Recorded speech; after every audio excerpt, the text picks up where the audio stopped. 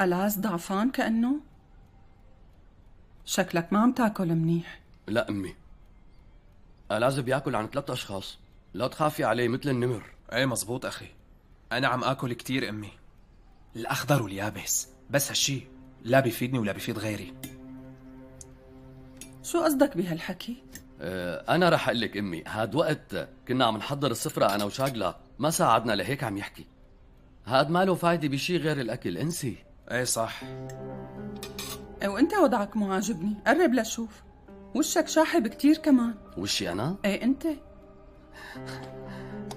أمي حبيبتي، أنا عال العال وصحتي منيحة. شايف إنك بلشتي تبالغي ما هيك؟ شو رأيك جوفان؟ أمي عم تعمل فحوصات وبدها مساعدتك لأنك زميلة. بصراحة أمكن ما بتحكي شي غلط. شايفين يا جماعة شو صار هلأ قدامكم؟ مع إنه تشخيصها غلط بس مع هيك واقف بصفها. شكلكم مشتاقين لبعض كتير. على فكرة وانت كمان. هلأ إجا دورك دكتور. حاسة انه وضعك مو طبيعي، عم تاكل وانت شارد، بالعادة ما بتتصرف هيك. شو صاير لك؟ بنوب أنا ما فيني شي أبدا. قلك شغلة، بعد ما رجعتي لنا وضعنا صار ممتاز ومو ناقصنا شي بنوب، وكلياتنا فرحانين. انتي وضعك كتير تمام، برافو عليكي، كتير معتنية بحالك. لازم اشكره لجسور. صحي وينه؟ جسور مو موجود، ولا رويا ولا آسي، وين مختفيين؟ معقول ما اجوا ليشوفوني؟ نسينا شغلة مهمة. نسينا الصوص الخاص يلي كنا بدنا نعمله للسلطة. ما صار شي هلأ بنعمله، لازم نحط مايونيز صح؟ ايه تعال ساعدني لكان، امشي. لشو ابني؟ ما في داعي، قربنا نخلص، عم ناكلها هيك كتير طيبة. عود امي على الأقل خلينا ندوقك إياه، ما رح نطول، طعمته بتاخد العقل. تعال أبي. طيب تعال نعمل الصوص. وياك ابني شبك سلطة شو هي وصوص شو جنيت؟ أبي اسمعني منيح، أنا ناديت لك لهون مشان حكيك لأنه أنت مانك معنا نهائيا. طول القعدة عم أطلع فيك وحاول حطك بالجو، مانك عم تتفاعل معنا. لأنه انتفخ قلبي. عم تفهم علي؟ أساسا نحن مخبيين كل شي عن أمك، وفوق كل هذا الشي بدك ياني شارك معكم بالكذب. إيه ما حذرتوا بنوب؟ أبي مو نحن قلنا رح نقلها بالآخر، بس القصة بدها شوية صبر، ما بدنا نصدمها هلأ. يكون بعلمك أنا عم فكر مثل شاغلة نقلها من هلأ. بما أنه رح نقلها بالآخر ليش نتأخر؟ إيه رح نقلها، أكيد رح نقلها كل شي، بس خلينا نمهد الموضوع، ما بدنا نصدمها. لازم نستناها لترجع تتأقلم وتتعود. أنا خايف إنه ينفضح الموضوع، هذا اللي مخوفني. بس خلص أنتم مصرين نسكت، حاسس إنك أنت وأخوك رح تعقدوا الأمور أكتر. أبي حبيبي، شو مفكر إنه أنا وألاز ما بنعرف إنه طريقنا مسدود وكله مشاكل؟ أنا بعرف إنه رح تكشفنا بالآخر، رح تحس علي ورح تفهم من تصرفاتي، صدقني ابني.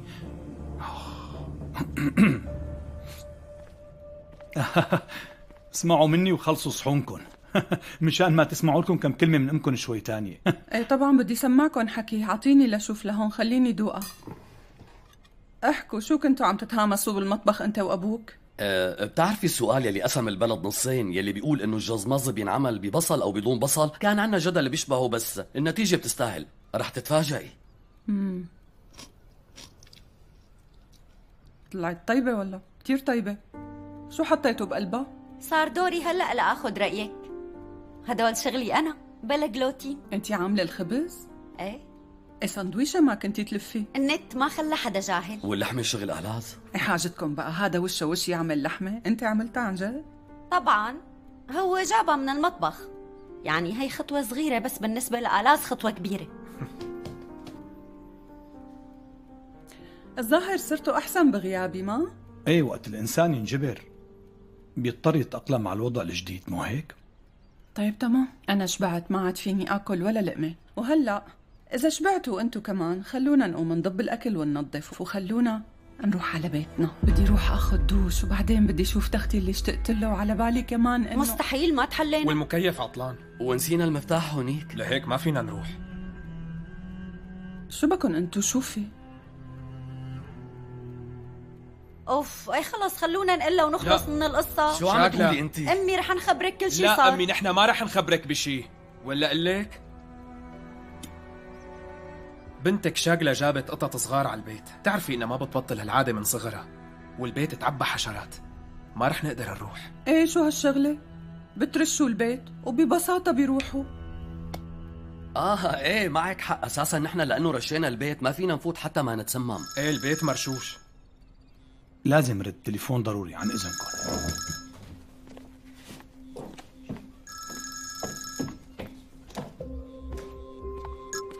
ألو، شو؟ اليوم مستحيل، عم اقول لك مستحيل.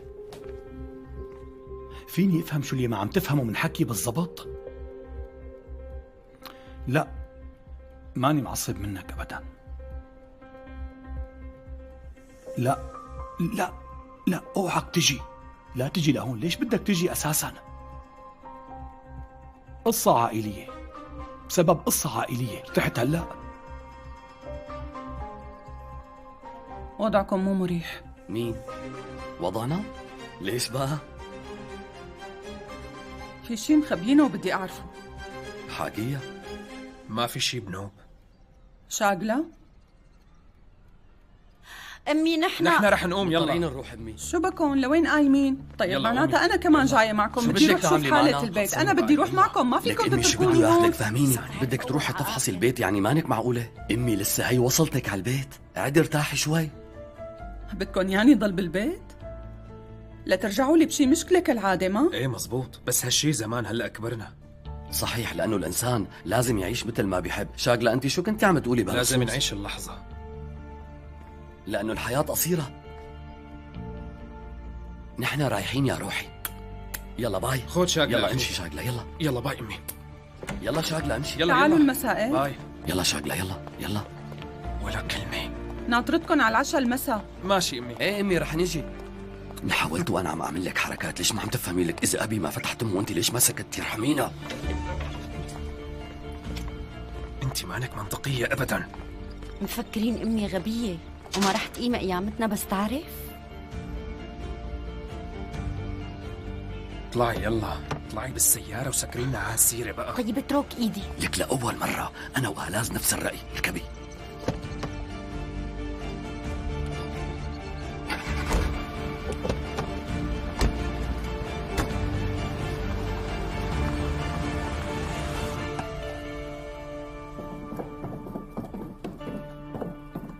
راحوا الأولاد؟ ايه هلأ راحوا. انت لا تمدي ايدك على شيء، بدي اياكي ترتاحي وبس.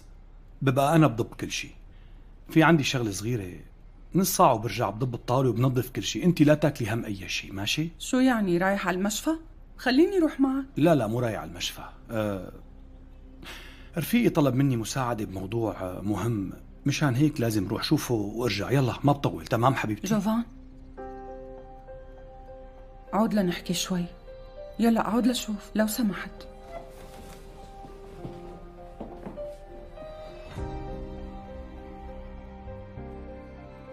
شو عم يصير؟ على فكرة منتبهة عليكم، انت والولاد مخبيين عني شي، مزبوط؟ مخبيين عني ما احكي؟ لا لا ابدا، كل شيء تمام. ليش شو بده يصير؟ جوفان لا تكذب علي، يعني على شوي رح اقول انكم ما فرحتوا برجعتي. حسيت حالي كأنه خربت عليكم شي انتوا كنتوا عم تخططوا له. لا تقولي هيك ابدا، اوعك. شو بدك يعني احكي؟ ما فيني اعتبر انه ما عشنا كل هالالم بسنين يلي مرقوا. مستحيل. بسنين يلي مرقوا مستحيل، لانه ما قدرت توقف بوشه. فهمتي؟ شو هالحكي جوفان؟ ليش شو كان فيك تعمل لسه؟ لا لا نسليهان، لا تحكي بهالطريقه، لاني انا ما عملت شيء. انت عملت كل شي بتقدر عليه. مثلا لو انت ما كنت موجود ما كانوا الأولاد وصلوا لهالحالة، كانوا تدمروا جوفان. انت اهتميت فيهم، ليك ما أحلاهم. شو كان فيك تعمل أكتر؟ بالاول خليني اروح وحل هالقصه، بدي ريح راسي شوي. وليكي مثل ما قلت لك بس ارجع انا بضب كل شيء، ماشي؟ لو سمحتي لا تشتغلي، روحي تسطحي وارتاحي كرمالي. على القليله خليني ريحك هون. ايه أنا كتير مرتاحة.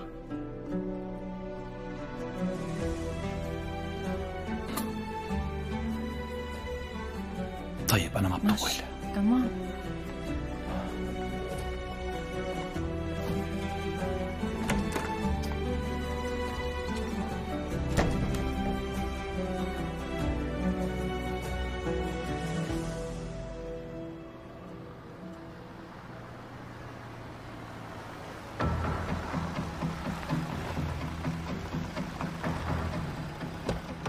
ما فهمت يعني لإمتى؟ شو انتو بدكن امي تعرف لحالها وتنصدم بالموضوع مثلا؟ لك اختي نحن شو كنا عم نحكي من الصبح؟ ما عم تفهمي علينا؟ يعني شو الشيء اللي مو مفهوم باللي عم نقوله؟ امي طلعت من السجن عن جديد، وقلنا لك يا شاغله كل شيء بوقته حلو، لما يصير الوقت المناسب ابي بيقول لها. ايه صح؟ طولوا بالكم، ضيقتوا لها خلقها للبنت. شو عم تحكي انت؟ هي يلي ضيقت لنا خلقنا وما سكتت ابدا، لا بالبيت ولا بالسياره. مدري شو صار لها. صرعتنا كل الطريق بس تحملناها. والله لازم يطلع لنا شي مكافأة. الله عطانا الصبر ايه لنتحملها. تماما. انتو مو معقولين، هلا صرتوا رفقات وعم تتفقوا علينا؟ يعني هلا رح تمشي كلمتكم مو هيك؟ طبعا. خلصنا يا شباب، بكفي مشاكل بقى. شو بكن هلا استلمتوا البنت وما عاد سكتوا؟ روقوا عليها شوي. معها حق، هي اما مثل ما لأمكن. شو المشكلة إذا قالت رأيها؟ يعني والله منيح انك ما درست حقوق بهالزمانات، صاير عندك مخ وعم تدافع عن حقوق العالم. الشارع يلي علمني دافع عن كل يلي بحبهم، وللأسف مو كل العالم عندها الجرأة لحتى تعملها، وانت ما فيك لأنك واحد جبان. شو عم تحكي ولا؟ طول بالك آلاز، روق، هلا مو وقته لهذا الحكي. شبك؟ أعطيني البوت. ايه خود.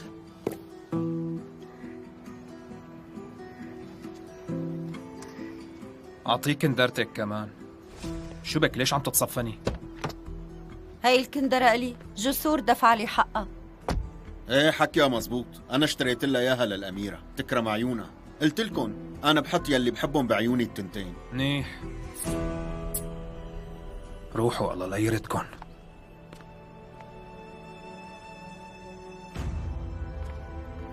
شبك انت ليش هيك عم تحكي معه؟ من غير شي رح يطق بسبب آسي. يا مان أنا ما وجهت له كلمة، بعدين الله لا يقيمه خليه يطق. رح اروح احسن شي. يلا بشوفك. يلا أميرتي.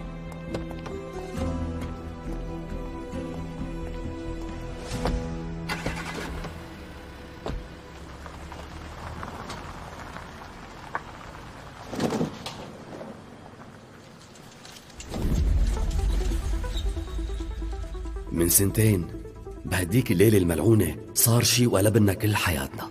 يا مان أنا خسرت كل شيء بحياتي بسببكم أنتو. كنا نقول مستحيل يصير الأسوأ، بس للأسف صار، وحياتنا انقلبت 180 درجة. أنا وأبي وكل العيلة. آلاز كان بده يحمل الجريمة، بس أمي ما سمحت له. مسلم. مع أنه وكلنا أكثر من محامي، بس مع هيك أمي توقفت وبعدين فاتت على السجن. أما سرحان فمثل ما بيقولوا كان بسبع رواح، ما صار له شيء أبدا، وهالشيطان لساته عايش. ومثل العادة نجح بأنه يكذب كل كذبة أكبر من الثانية، ونكر أنه تخبى بأبو بيتنا، وأنه نيمنا كلنا وحاول يخطف ابنه من شبنام، وقال أمي عزمته على البيت وعملت له فخ من شان تقتله. ووقت ما قدرنا نثبت العكس ما بقي غير كم جرم نقدر نثبتهم عليه. ولما اعتبروا خطفه لإلي لما كنت صغير من باب تقييد الحرية، طلع عليه حكم مخفف بسبب التقادم بالقضية. بس العقوبة يلي صدرت بحقه ما بتشكل ربع العقوبة يلي صدرت بحق أمي. اضطرينا نعمل اتفاق، وكنا اثنيناتنا رح نسحب ادعائنا، وبالوقت اللي كانت أمي رح تتحرر كان هالشيطان رح يرجع حر ويرجع اعتباره وحقه يلي صار بالأرض. بس حتى هالشي ما كفى، وكان بده ياخد كل شي من ملكه بسبب طمعه.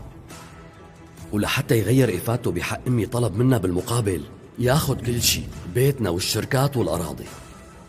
وفكرنا يا ترى الموضوع بيستحق إنه نفدي أمي بكل شي من ملكه؟ طبعا بيستحق. أنقذنا أمي، بس للأسف ما قدرنا نعمل شي كرمال أبي، لأنه سرحان كان حاطط أبي براسه من الأول، واتهم أبي إنه السبب بموت ظافر ديميرهان، وأثبت هالشي. وأبي خسر مهنته ومكانته، والأسوأ إنه خسر حبه للحياة.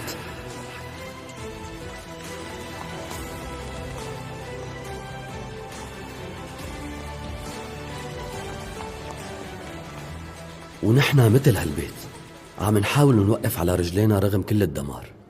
هالبيت هو ماضية ياما نمت فيه جوعان، وياما ضمضت فيه جروحي وأنا صغير. وأكيد ما فيني أنسى قلة حيلتي وقت حاولت كون أخ كبير لآسي وجسور برغم عمري الصغير. هالبيت هو الملجأ يلي خلاني صير أنا، بس وقت راحت آسي بنات شبكوا. ما بعرف شو اللي صار بينه وبين آلاز، بس هي قالت أنا لازم بعد عنكم وما حدا ممكن يوقفها.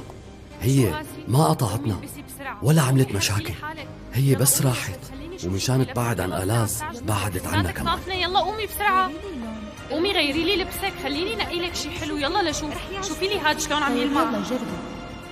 مع اني سألت آلاز 1000 مرة بس ما حكى لي شي، سكت وسألني سؤال واحد: وينها آسي؟ ووقت ما أعطيته جواب جن جنانه على الآخر، وكل ما جن يدور عليها وما يلاقيها، ومع الوقت ماتت جواته وما ضل لها أي أثر. وهلأ إذا بروح أنا كمان رح ينجبر يشتغل ويوقف على رجليه، وهالشي بينطبق على شاغلة كمان. بس ماني عم اسخى فيها بنوب لأنها بنت وحساسة كتير. بعد ما خسرنا كل شي طلعت هي وجسور وعاشوا ببيت. بالبداية ما وافقنا، خاصة آلاز ما رضي أبدا، بس راحوا وتزوجوا بالسر، ما تركوا لنا مجال نحكي ولا كلمة. قلنا خلي شاغلة تفرح لها شوي، لهيك تركناه. وجسور أحواله منيحة هلأ وما رح يحرم شاغلة من أي شي. وبالنسبة لإلي ما عاد في شي له طعمة، لأنه رويا راحت. يلي اعتبرتها كل شي بحياتي طلعت ولا شي، كان شي بيشبه الموت. بس ما متت، على أساس ما متت ما بعرف، تركت رسالة باردة مثل التلج وراحت واختفت من حياتي فجأة، وما عاد تعني لها شي بنوب. شكلها فهمت انه ما رح نوصل لمكان مع بعض. ما صدقت، قلت مستحيل، لا مستحيل رويا تنفصل عني، وشو ما كان يلي مضايقها رح تنساه وترجع. بس لا، ما اتصلت ولا مرة ولا سألت. ولا نفترض انها تخلت عني، لك ما فكرت ولا مرة تزور امي بالسجن. يمكن يلي عاشته قساها، او يمكن هي هيك بالاساس بس انا ما كنت شايف. وقلت لحالي رجعت فشلت يا يمان بدون ما تحس على حالك.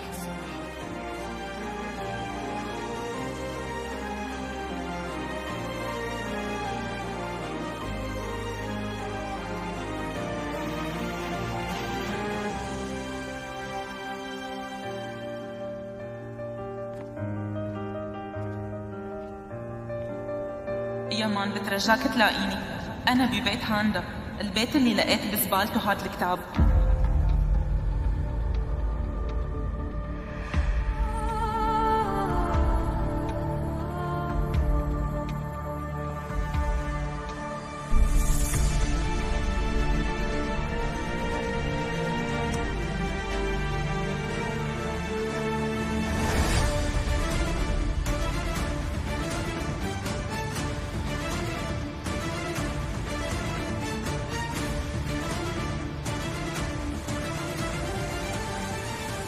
وعن جديد اقتنعت انه الطيبين بيفوزوا بالقصص الخيالية بس.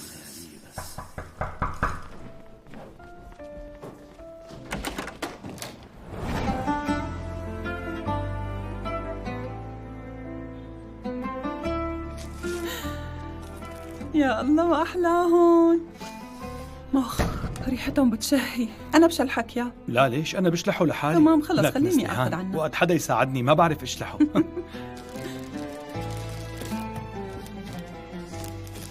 تعرف كل حياتي كنت أحلم بهالشي، إنه يلي بحبه يجي على البيت وجايب لي ورد وشلحه جاكيته وأحضنه هيك بقوة. ألف الحمد لله. نشكر الله، هدوء ورواء وراحة. ألف الحمد لله يا ربي. أي والله.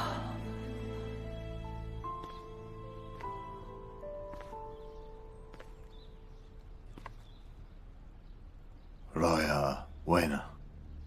كيف ما بتلاقيها يا أسر لالا؟ شو ما راحت على مشفى؟ مع طفل بحجم الكف، ما اشترت أدوية من الصيدلي؟ معقول ما شافت يمان ولا مرة؟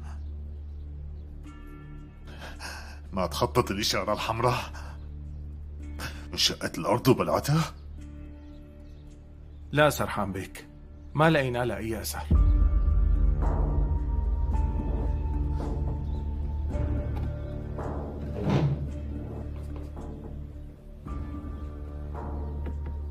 أنا اللي بيهمني ابني، هي الله لا يردها. أنا بدي ابني وبس، ابني اللي سرقته مني. أعمل أي شيء بس لاقي لي إياها. أنت محامي. لا تاكل هم سرحان بك، بعمل جهدي. بس نحن لازم نحكي بالأمور المادية ضروري يا بك. تفضل.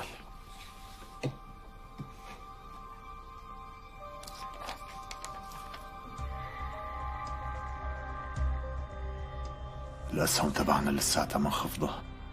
والأسوأ يا بيك إنه ما عاد في تمويل، والطلبات اللي قدمناها للبنوك كلهم إجوا بالرفض. وشو مشان الشركات اللي عرضنا عليهم الشراكة ما في أي خبر لهلأ؟ تفضل.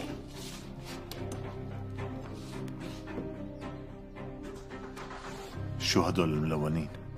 اللي بالأحمر هن اللي رفضوا العرض اللي قدمناه، والباقي هن اللي ما قبلوا يعطونا موعد من الأساس.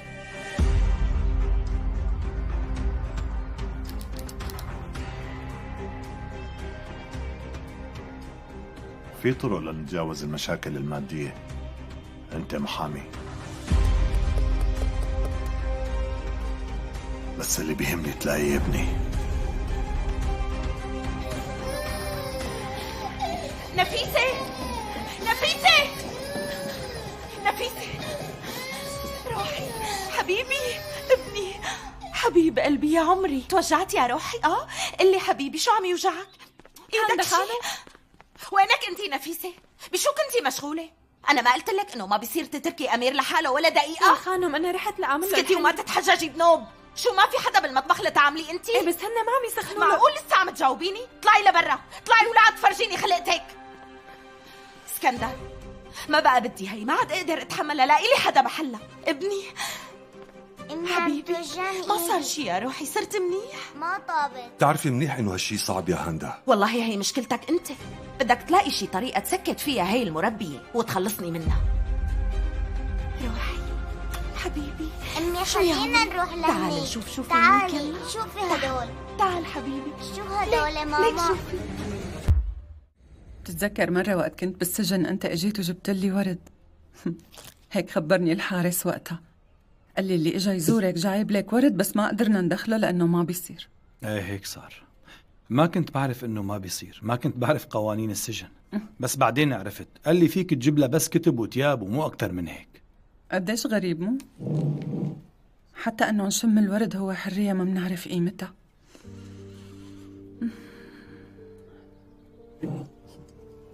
بس للأسف نحن بننسى، ما منفكر انه ممكن نخسر هي النعم. فكرت اني ما عاد شم ريحة الورد بحياتي، بس شوف هلأ الورد كله إلنا وكل شي انتهى، وكل شي صار من الماضي هلأ ونحن مرتاحين. رح يكون كل شي حلو، ما من اليوم ورايح ما عاد بدي أزعل أبدا. بتعرف شو صار كمان؟ وقت أنا كنت بالسجن بلشت أعرف أقرأ شو يلي عم يدور بعقول الناس من مجرد أني أطلع بعيونه. بالسجن جربت مرة هالشي وقت كانوا مجموعين كلهم، وشفت ندم كبير بعيونه عند الكل. بس بعدين فجأة وبدون ما أحس اجت عيني على حالي بالمراية، وكمان للأسف شفت الشي نفسه بعيوني، شفت الندم وما كنت بفرق عنهم بأي شي. بتعرف شو؟ هالشي ما كان لأني قوصته لسرحان، كان لأني خسرتك من جديد. بترجاك جوفان لا تعمل هيك، ما بدي شوف هاي النظرة بعيونك، لا تظلم حالك هيك يا روحي، خليك واقف بظهري مثل السيف. لو ما اعتنيت بولادي بفترة غيابي كنت ممكن اخسرهم جوفان. لا نسليهان، أنا ما عملت شي أبدا. شو كان فيك تعمل؟ نسليهان قلي شو؟ ليك صحتنا منيحة هلأ ونحن بخير واشتقنا لبعض كتير كمان. نحن منحب بعض جوفان، وحبنا ما في شي بغيره.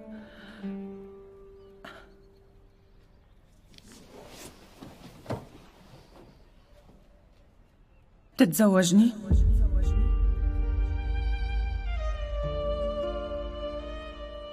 شو قلي بتقبل؟ كيف؟ شو كيف جوفان؟ حكي واضح كتير.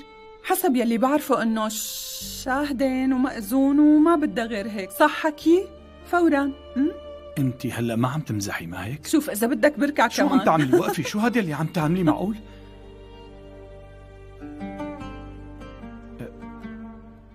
انت متأكدة انه بدك تتزوجي من رجال مثلي؟ ايه نعم جوفان ايدن، بدي اتزوج رجال مثلك، ما بدي اي حدا غيرك بنوب، واي وحده رح تتمنى تكون محلي، شو بدي احسن من هيك؟ ايه بس اذا في شي ما قلته. ما فهمت. او مثلا اذا خلص حبك او حبيت غيري وما بقى تحبني. تحبني. معقول يصير هيك شي؟ يعني لا. انا بحياتي ما حبيت غير مرة واحدة، وهذا الشي ما رح يتغير ابدا لو شو ما صار. ايه بس كمان قصة الزواج. شو بقى؟ ما فهمت شو بقى قصة الزواج؟ إنه نكون مع بعض بالأيام الحلوة والمرة، ونكون مع بعضنا بالصحة وبالمرض بهالبساطة، ما في شي تاني أبداً. يمكن نحن ما نقدر نعوض الوقت اللي خسرناه، بس على القليلة فينا نكفي الوقت الباقي سوا ونعيش سوا. وهلأ عم نضيع وقت، حتى بالحكي عم نضيع وقت، ملاحظ هالشي؟ جوفان ايدن طلع فيني. جوفان ايدن، بدك نتزوج أو لا؟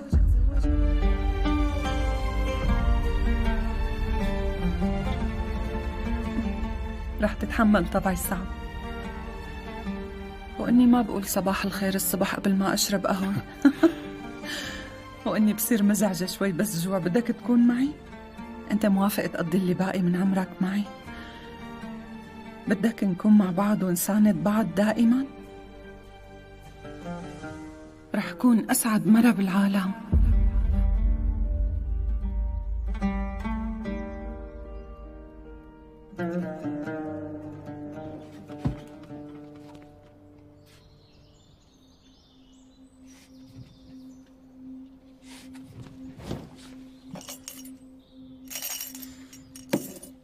عملتها ألاز؟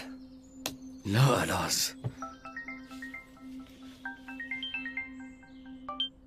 أهلين أمي. جيب معي آلاز وشاغلة؟ جيبون اثنيناتهم وإجي؟ تمام أمي، بس ما في مشكلة مو هيك؟ لأنه مبين صوتك عم يرجف وأنت عم تحكي. تمام أمي، لا تاكلي هم، رح أجيبهم وإجي. يا الله دخيلك. آلاز، أمي اتصلت وقالت في شيء مهم وبدها إيانا نكون عندها بعد ساعة. وين أنت هلأ؟ على البحر؟ طيب انت مصدق هالكذبة يلي عم تقولها؟ لك قايم قيامته للكرفان آلاز؟ مفكرني ما رح اعرف؟ انا برجيك بعدين. ما تفكر رح امشي لك اياها، عم تفهم؟ جاي لعندك واحد حيوان غبي. تضرب انت واللي اعطاك شهادة السواقة عم تسوق مثل الحمير. لك اذا بترجع من هون بدي نتفك.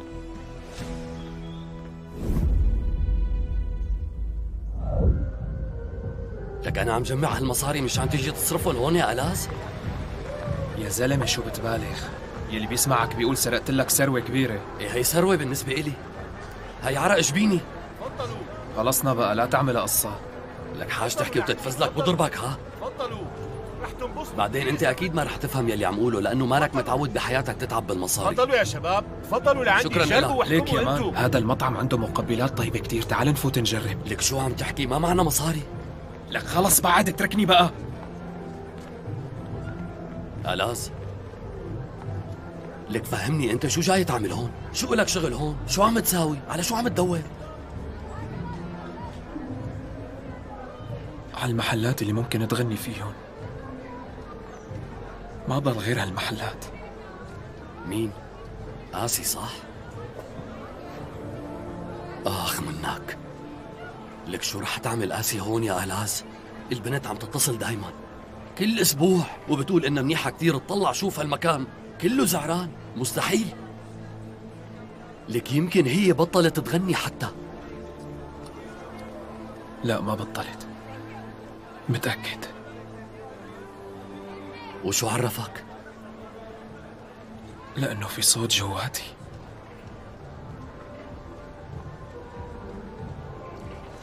انت شو دخلك؟ روح انقلع واتركني بحالي. تعال خلينا نروح اتركني لعند بحالي، انا ماني جاي يا مان، ماني جاي. اسمع امي من جديد طلعت، لا تخليها تجن لو سمحت. خلينا انا ماني جاي معك. الاز بترجاك. انا ماني جاي. روح انت. لك تطلع قدامك ولا شو مالك شايف؟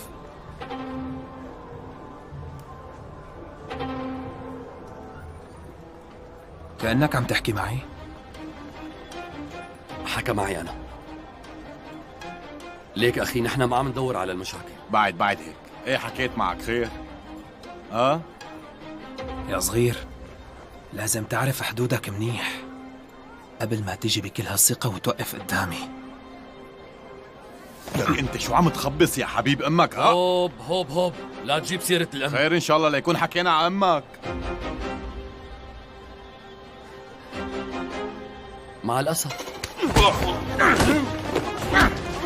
أنا بفرجيك يا كلب. لا ألعن أبوكم يا أولاد الكلب. بعد عنونا يا مان.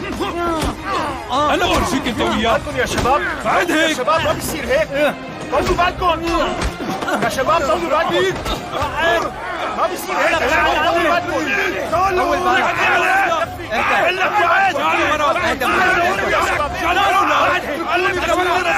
نلعب من هون. خلص بكفي. انا بورجيك قيمتك يا واطي. روح نلعب لك. بعد هيك اتركني خلص بقى. تعرف شغله؟ يلا امشي قدامي انت الثاني. انت صاير ما بتلقى مشاكل. لك وينه يا مان القديم؟ مين؟ انا؟ والله لو ما كنت معك لكانوا نتفوك تنتيف. ألاز sanki terk edilmiş bir viraneyim, her yanımda sıkılmışım ben, üstüne basılan taşlar misali, paramparça olmuş dağılmışım ben, üstüne basılan taşlar misali, paramparça olmuş dağılmışım ben.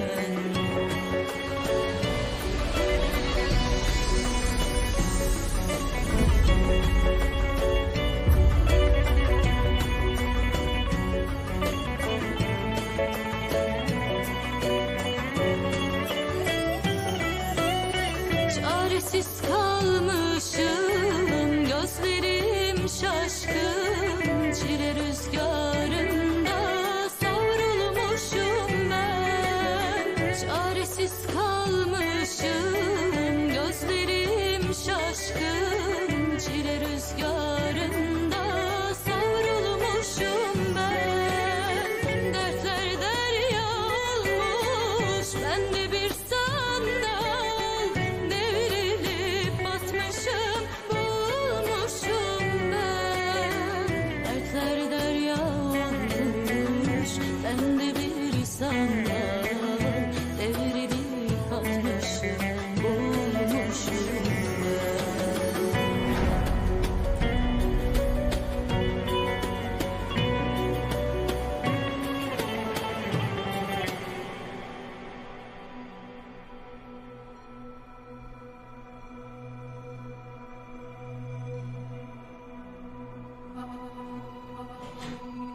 أمير يا أمير حبيبي تعال. أهلين بالأمير الصغير. لا تواخذني يا بيك، ما بعرف كيف هرب مني فجأة. تعال حبيبي، يلا بدنا نطلع لفوق. حبيبي أنا اسمي سرحان، تشرفت كتير بمعرفتك. أمير حبيبي. أمير لا تاكلي هم، أنا والصبي متفاهمين. تعال حبيبي، تعال يا أمي، تعال يا روح. إيه هلأ منروح حبي. الأمهات بيضلوا يخافوا على أولادهم. بالواقع أنا كمان عندي ولد. أنا سبق وقلت لك إنه ما عاد عندك ولا فرصة، مو هيك؟ أنا رح حاسبك بعدين حبيبي. هلأ رح نروح ننام، ماشي؟ يلا يا عمري، يلا طالعين لفوق مشان ننام. تصبح على خير حبيبي. تصبح على خير. هو شوي متوتر وهالشي طبيعي، ما بنستقبل الضيوف بهذا الوقت المتأخر. بدك ما تواخذني. لا تواخذوني اني ضايقتكم وجيت على البيت بهالوقت المتأخر، بس في موضوع مهم كتير وبصراحة ما بيتأجل أبدا.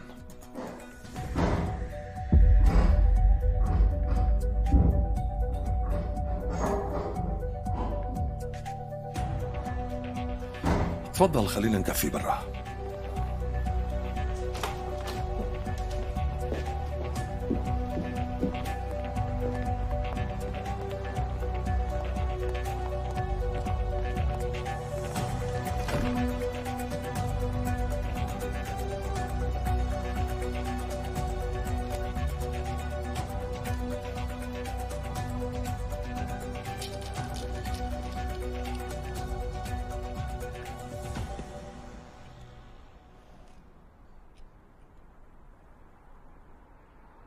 أنا أجيت لحتى أطلب منكم ترجعوا تفكروا بعرضي. إذا كان اللي موقفكم هو الأرقام ما في مشكلة، إلا ما نلاقي حل يرضي كل الأطراف بالأخير. بظن رح تكون شراكة منيحة لإلكم. نحن وضحنا لمحاميك إنه مالنا مهتمين بأسهمكم أبدا، يعني جيتك لهون على الفاضي سرحان بيك، وبتمنى إنك تلاقي شريك مناسب لإلك بأقرب فرصة. وإذا ما في شي تاني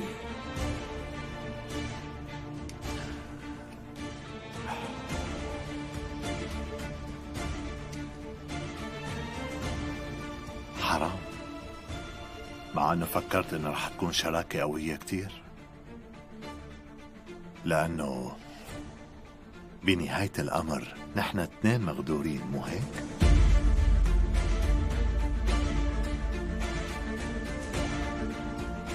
طيب القرار لإلكن.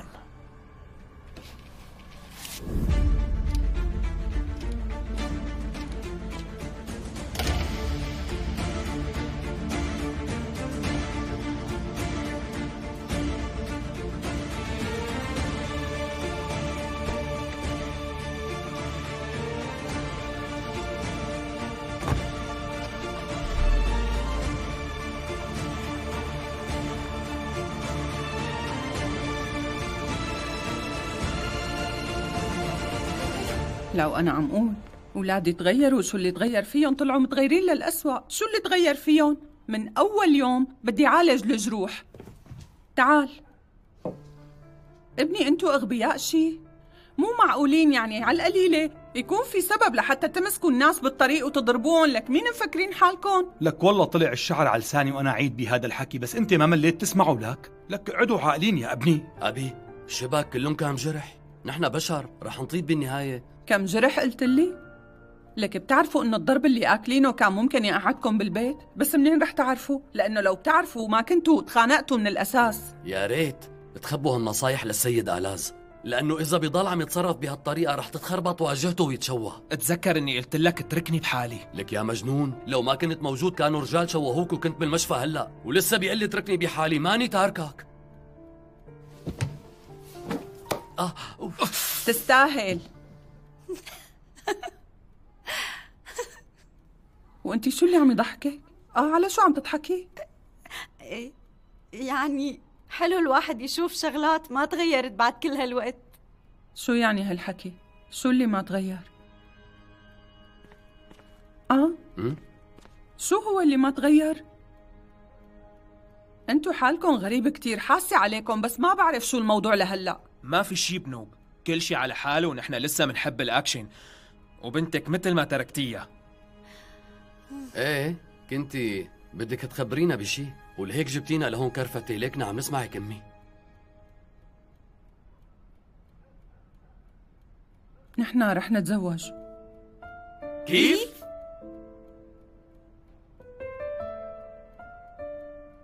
بكرة. بكرة قصدك بكرة؟ يعني هيك فورا؟ ايه ليش لحتى نأجل؟ شوف أهلا وسهلا فيكم معنا. ما عاد في داعي نفكر بأي شيء لأنه أمي هي اللي رح تخطط لكل شيء من اليوم ورايح. أبي هذا الخبر كتير حلو. أنا فرحت كتير وبهنيكم اثنيناتكم. شايفك ما ضيعت وقت أبدا. يا الله دخيلك. ألاز، أنا اللي عرضت الزواج على جوفان، أنا اللي طلبت الزواج منه. كنت عم أمزح أمي. أكيد فرحت. معقول رجال طول الحيط ما يفرح وقت تتزوج أمه؟ ما بيصير، صح؟ مبروك. دقيقة خليني خبرك إنه أكيد أنا اللي رح أعمل لك مكياجك. إيه لازم نروح على السوق بكرة، ما هيك؟ كأنه هالبنت ما عم تستوعب. بدي أسألك سؤال، ليش كل هالقد فرحانة؟ ما فهمت. أنا مقدرة حماسك يا روحي، بس أنا ما بدي شيء مبالغ فيه بنوب. لا تصدقوا حكيها، بكرة بتطلع أحلى وحدة بالموجودين. لا قول والله. يلا تمسخر سيد ألاز. شو عم يصير؟ رح أفهمك القصة. اسمعيني شوي.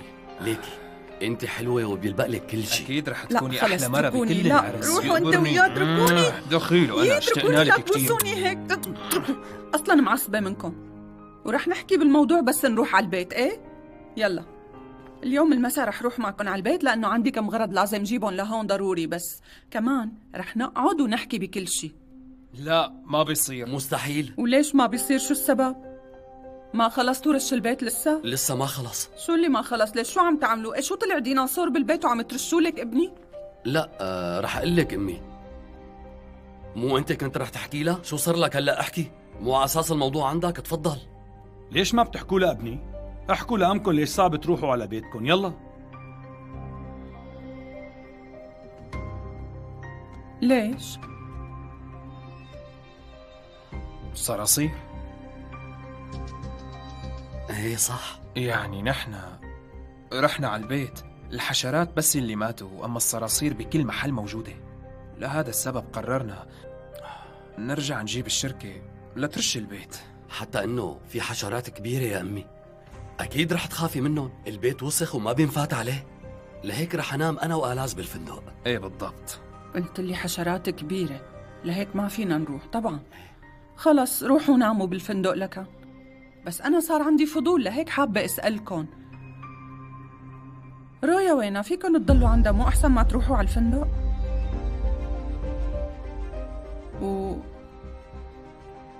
آسي وينها كمان؟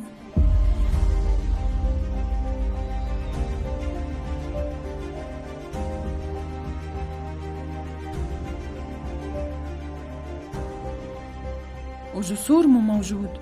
وينن هالشباب؟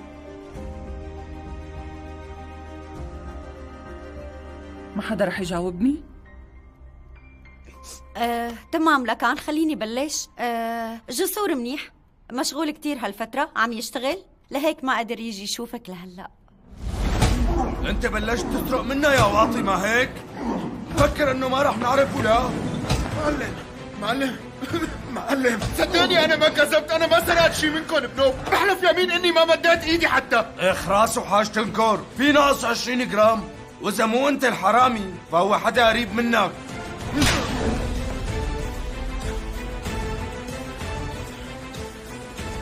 بس اكيد رح يجي يشوفني، مو هيك؟ ايه رح يجي. تمام. طيب آسي وينه؟ أخ أنا بعرفها لهالنظرة منيح، أكيد مخبص بشي قصة، مو هيك بالله؟ أنت ليش هيك عم تعمل بحالك؟ ليش ما بتعرف تحب بدون ما تأذي؟ جاوبني. آسي راحت. لوين راحت؟ ع إنجلترا. ليش؟ لأني خبصت.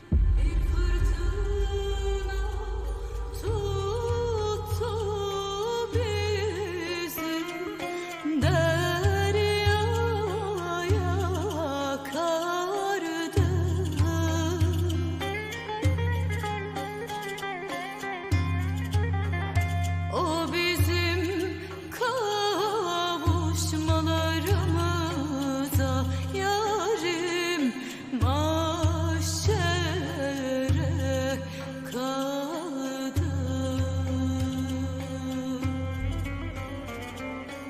مبسوطة ورايقة وبأمان. بعتذر يا روحي، بعتذر منك حبيبي، بس حابة أقول لك شغلة. أنا كتير فخورة فيك لأنك ما وقفت بوش قاسي لتقدر تعمل اللي بدها إياه وتحقق حلمها، بالعكس دعمتها وكنت جنبها كل الوقت، وهذا الشي بياخد العقل. برافو عليك ابني. أنا متأكدة إنها بتكون اشتاقت لك قد ما أنت اشتقت لها وأكتر.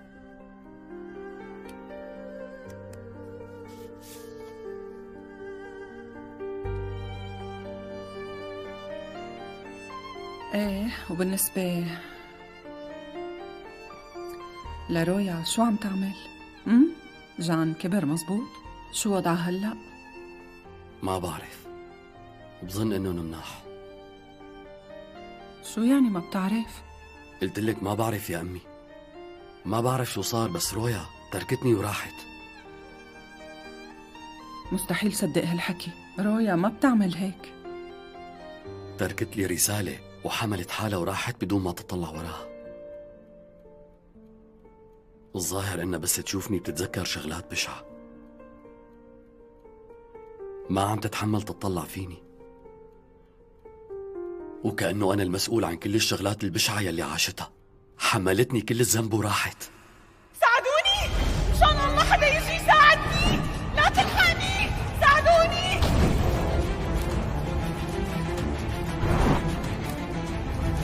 ساعدوني،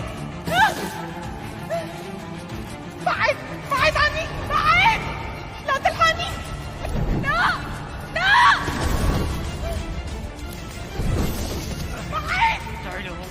وفوقها كتبت لي بالرسالة دير بالك على حالك. بس كانت تحبك يا روحي. طلعت ما بتحبني.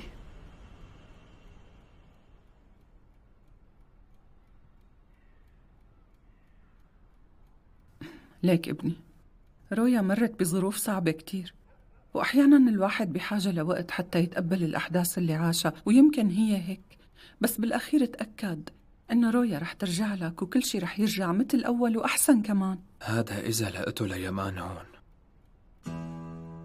أنت شو عم تقول؟ ألاز، شو عم يصير؟ شو الموضوع؟ ما في شي، يعني ما أنا قصة مهمة، بس كنت بدي بعد شوي وريح راسي، هي كل القصة. وليش بقى؟ من وين طلعت بهالفكرة ولوين بدك تروح؟ يا أمي شو أنا ولد صغير؟ بعرف دبر أموري، لا تاكلي همي. بعدين أنت ليش شاغلي بالك؟ ليك هيك أنت هون مع جوفان؟ جسور عم يتصل. لك ليش صفنتوا؟ وأنا كمان بدي أعيش حياتي. يا الله دخيلك. صح، أنت معك حق.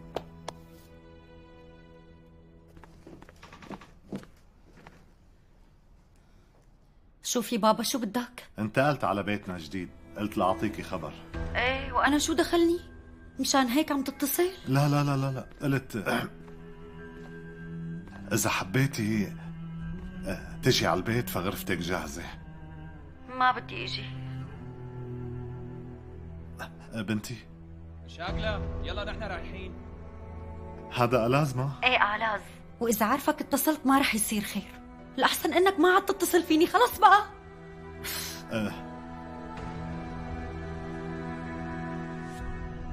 وغرفة ألاز جاهزة.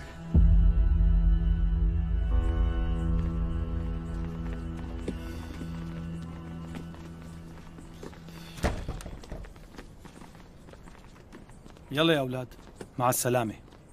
بابا، هذا خبر كتير حلو، وأنا فرحت لكم من قلبي من جد، وبتمنى أنكم تقضوا عمركم كله بسعادة. أنا رح خبر أمك بكل شيء قبل الزواج. عن جد عم تحكي؟ بأسعد يوم بحياتها بدك تقلها؟ نحن أكيد رح نخبرها، بس على القليلة مو بهذا اليوم. إمتى يا ابني؟ بعد ما تكتشف أنا شو بكون لحالها يعني؟ نحن عم نكذب على أمك. خلينا ما نسرق حقها بأخذ القرار، ولا شو رأيك؟ بابا، امي بتموت عليك. ما عاد في شيء اسمه أنا. جوفان القديم مو موجود وحياتنا مو مثل قبل ولا شيء منيح. بس انت افضل اب بالحياة، اكتر حدا بيحب من قلبه، وما حدا ممكن يسعد امي بالحياة اكتر منك، مزبوط ولا لا؟ يا مان بابا، انت كان ناقصك شي واحد وليكو صار موجود هون. شو بدك منا تعمل؟ توافق على زواج مبني على الكذب؟ وتبني سعادتها على اللعبة اللي عم نلعبها؟ ما بيصير. أنا ما قدرت أحمي أمك، لهيك خليني أعمل هالشي. نحن قدام خيارين، يا بتحكوا مع أمك قبل الزواج يا أما أنا. القرار لإلكم. روح.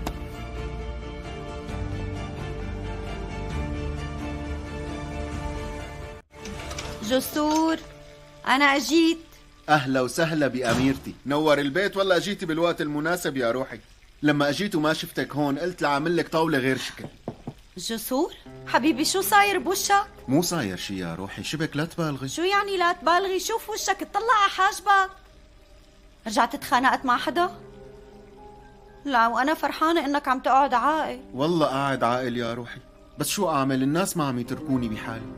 اليوم وأنا طالع من المحل ما شفت لك إلا شبين عم يتخانقوا بنص الطريق، قام دخلت بيناتهم لحتى فكهم، قام وقعت براسي، يعني أكلت كم ضربة وأنا ما دخلني. ليش عم تطلعي؟ ما لازم فكهم عن بعض؟ حبيبتي شاغلة، والله ما عم يوجعني، شيلك من هاي القصة هلأ. كيف شايفتي لهي الطاولة؟ تاخد العقل، منظرها بشهي. لك كلمة بتشهي قليلة، هلا بس تدوقي الأكل بتشوفي كيف طيبين، رح تاكلي كل أصابعك وراهم، واللحمة رح تجهز كمان. معناتها رايحة أغسل إيدي. تمام.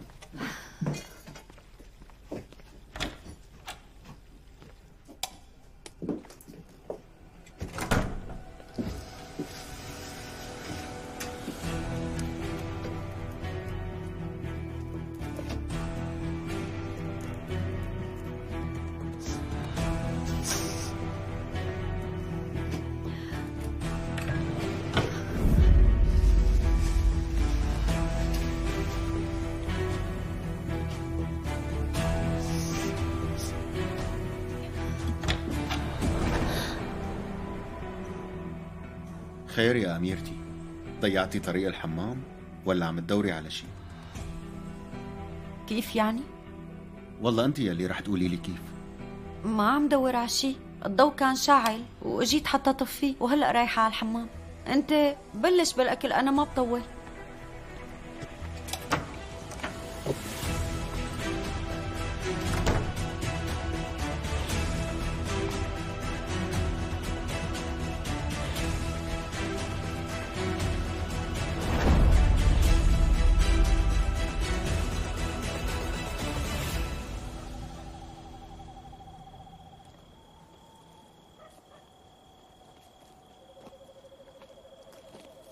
مين هاد؟ طلع صافف بلزقنا. خليني أعرفك عليه، هاد بيكون جارك الجديد، شوفت عينك ما بيفهم. كان ناقصنا. والله الموضوع ما بيعني لي يا ألاز، أنا رايح أساساً، وهي ما عاد في شي بيمنعنا نخبر أمي، ومن بعد ما نحكي لها كل شي بجهز حالي، رح نروح أنا وهالمكنة ونصيح. منيح، على قليلة لسه في بيناتنا حدا عم يحلم. هاد مو حلم، حقيقة. أنا رح أفتل الدنيا بهاد. منيح، إذا هيك ما رح أعطلك.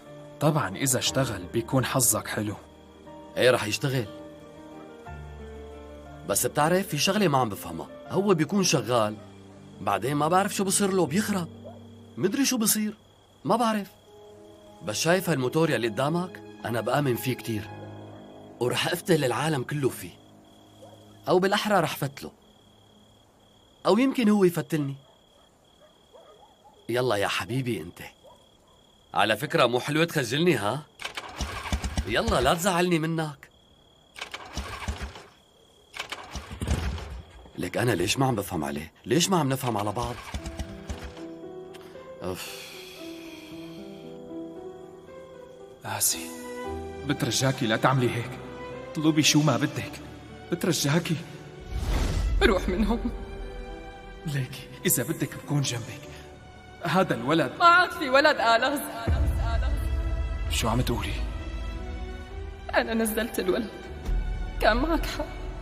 أي ولد بدي يجيب من رجال مدلل ما بيعرف شو بده ولا فهمان حاله بنوب. لك بالوقت اللي الكل كانوا عم يحاولوا يفرجوني الحقيقة كنت ماشية وراك ومغمضة عيوني.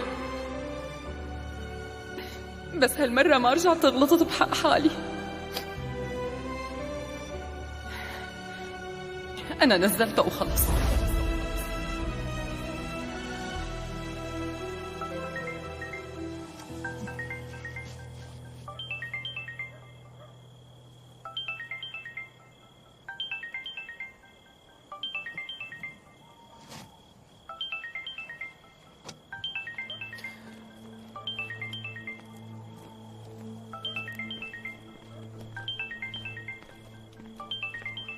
الو آسي؟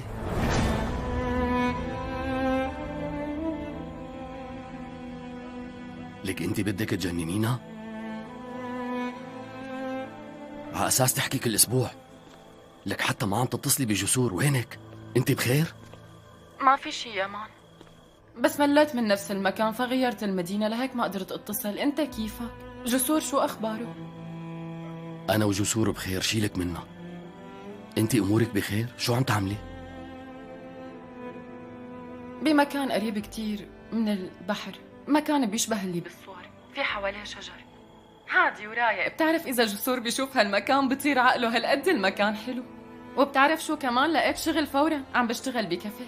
صاحبة المحل اللي عم بشتغل فيه ظريفة، ما بتعمل مشاكل على شي، مرة كبيرة وبحالها كتير. بس أنا قلت لها إنه إذا مليت رح روح، ما رح ضل قاعدة هون. يعني مبدئيا أنا تمام، وضعي منيح. آسي، مو كأنه هالقصة طولت شوي؟ ليكي أنا بفهمك، حبيتي تبعدي وتريحي راسك.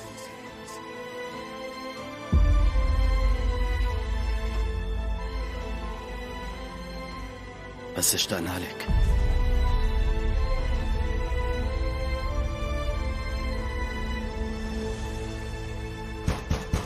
آسي طلعي بقى، شو بكي ما عم بتردي؟ آسي مين هاي؟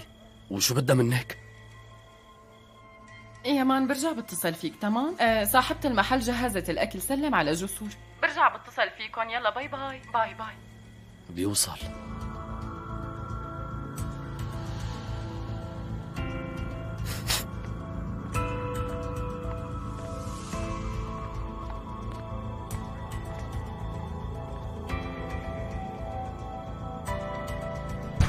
آسي إذا استنيتي دقيقتين بتموتي، ما هيك؟ حبيبتي أنا ما دخلني، المعلمة قالت لي شوفيها وينها وخليها تطلع. خديها. أعطيني. حبيبك ما راح وناطرك على الطاولة بعد ما تخلصي الوصلة. ومن وين لوين صار حبيبي؟ ليكي روحي قولي له بكسر هالطاولة على راسه، سمعانة؟ تمام اهدي يا بنت، لا تعصبي فورا. أنا قلت له إنك ما بتجي على الطاولة، بس يا ريت يبين معك. والله الخير صاير ما عم ينفع مع حدا بهالأيام.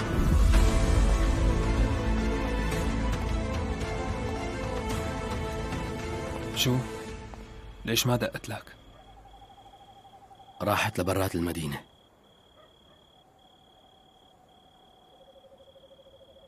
يعني قال هي بمحل على البحر.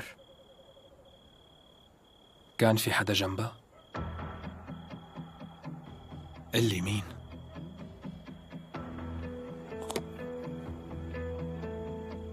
صاحبة المحل اللي بتشتغل فيه.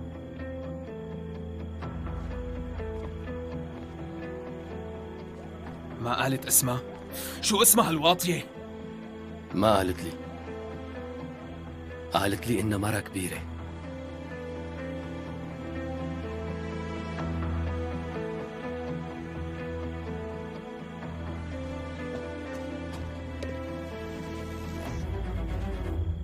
أخي وين آسي؟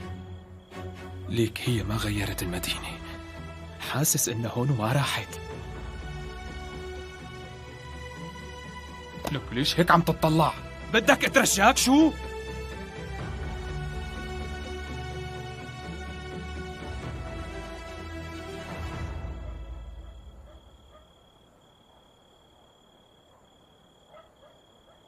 ما عرفت حبها مثل العالم والناس.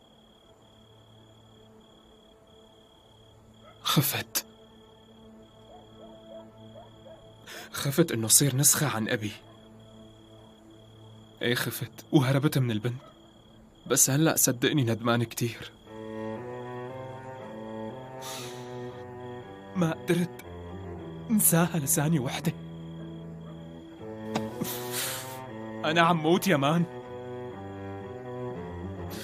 كل يوم ببعدها عم موت اكتر. ليك دورت عليها كتير وما خليت حدا ما سألته وين آسي. ما بعرف وينها.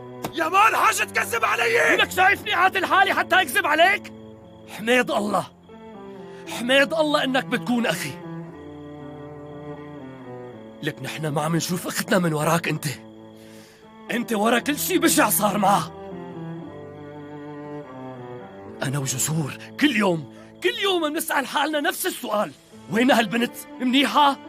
عندها مكان تضل فيه؟ في عندها مخدة تنام عليها؟ جوعانة ولا شبعانة؟ لك نحن ما بنعرف شي عن البنت، يا دوب عم نسمع صوتها. هي إذا اتصلت وإذا سألناها سؤالين ما بنسترجي نسألها الثالث، منشان ما تخاف وتهرب منا.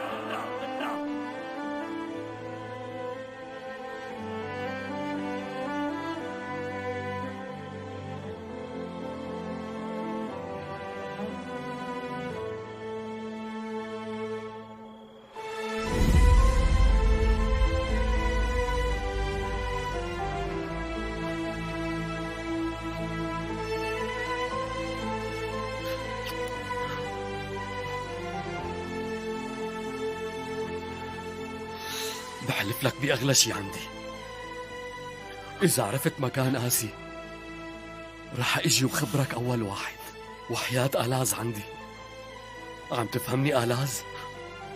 أنا بدي إياك تصلح غلطتك وتجيب البنت لهون. بس ما بعرف، بحلف لك إني ما بعرف أي شي، يلا عني إذا بعرف شي وما بقول لك.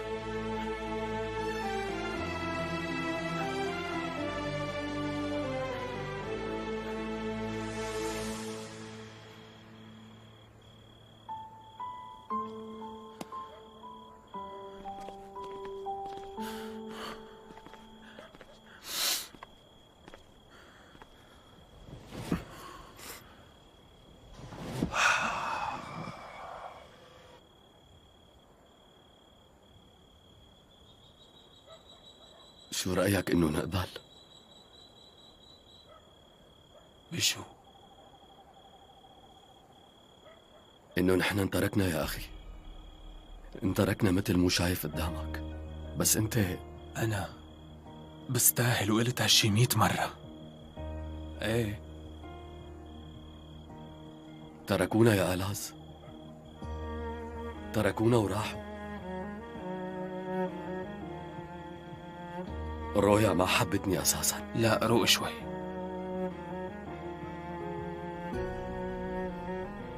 آسي حبتني كتير كمان، بس طلعت ما بستاهل حبها. ليكني أنا عرفت حب شو تغير، شو صار، النتيجة نفسها. يعني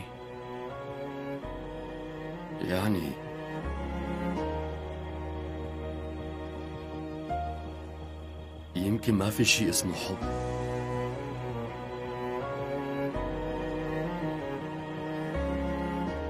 يعني ما لازم نزعل على الموضوع. يمكن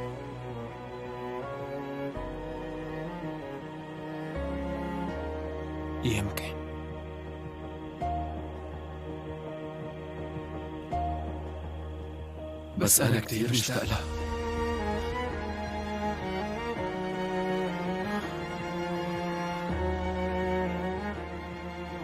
خلينا ما نضحك على حالنا. خلص قول عشقانين. عشقانين؟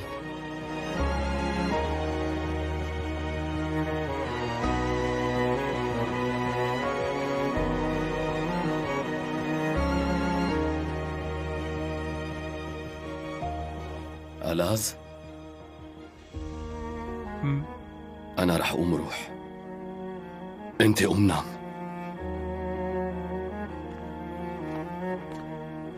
عم تقلي روح شوف قاسي بنومك.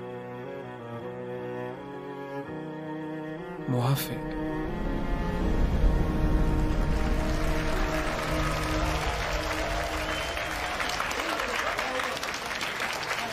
جارسون،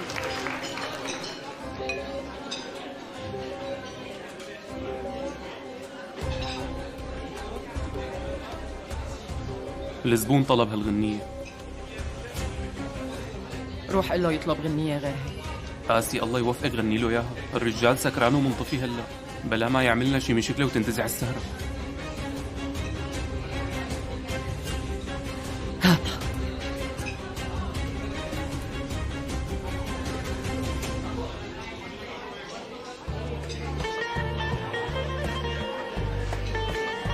يلا شو صار معكم بالغنية؟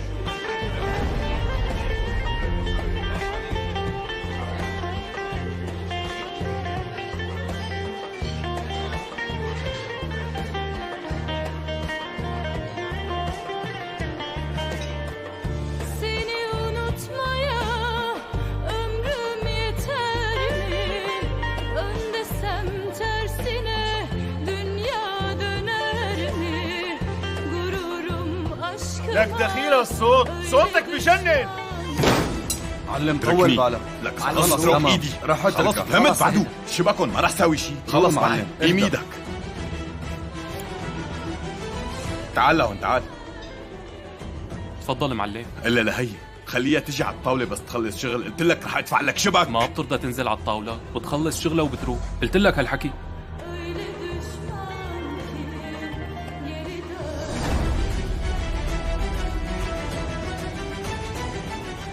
بما انه هيك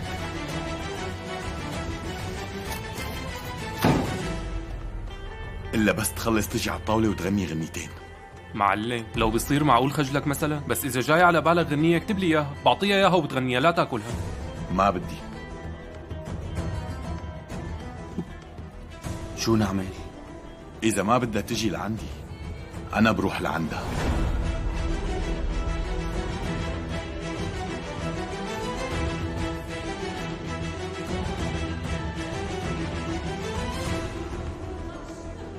طلعوا فيني، بكرة رح هرب هالبنت من هون وانتوا رح تساعدوني، فهمتوا؟ صحتكم.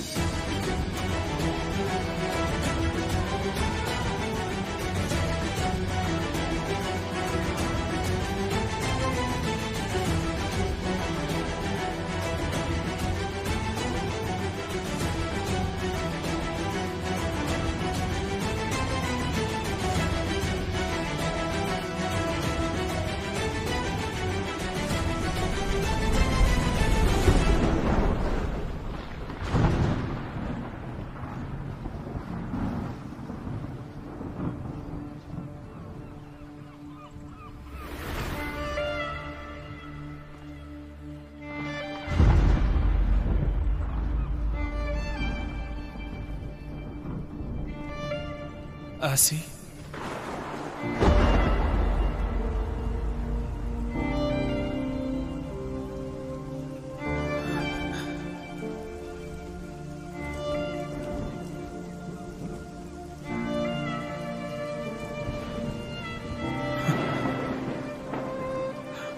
وأخيرا لقيتك. دورت بكل محل وسألت الكل عنك، ومع أني بعرف رح أسمع نفس الجواب، بس كل يوم كنت أسأل عنك. حياتي جهنم من لما بعدتي عني. أنا أخذت عقابي، بترجاكي سامحيني.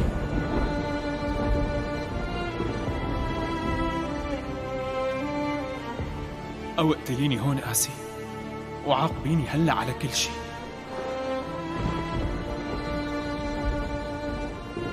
هي ما اسمها حياة قاسي، ما اسمها حياة، لأنه أنا تعبت كتير إني حس بالندم، واشتقت لك.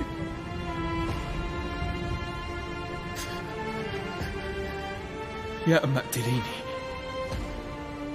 أو سامحيني.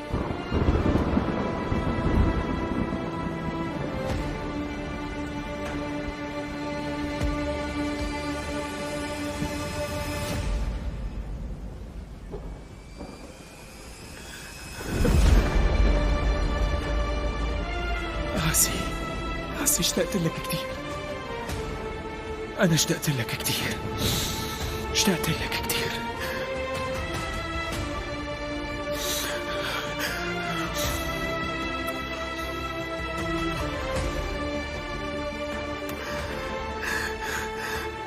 اشتقت لك كتير.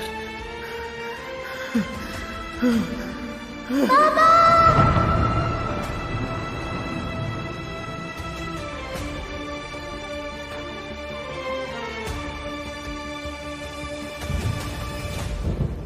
قالت بابا؟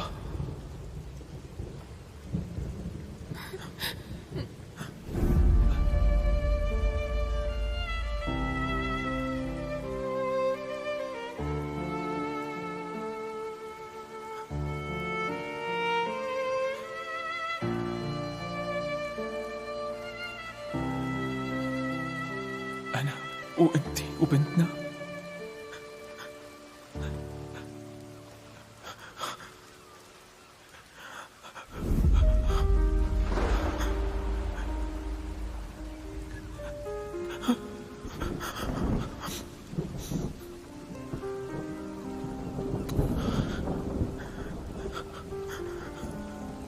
بنتي يا روحي.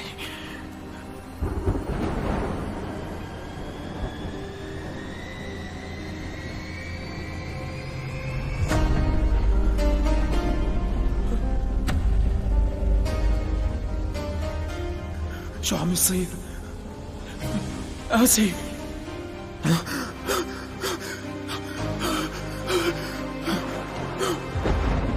بسببك انت.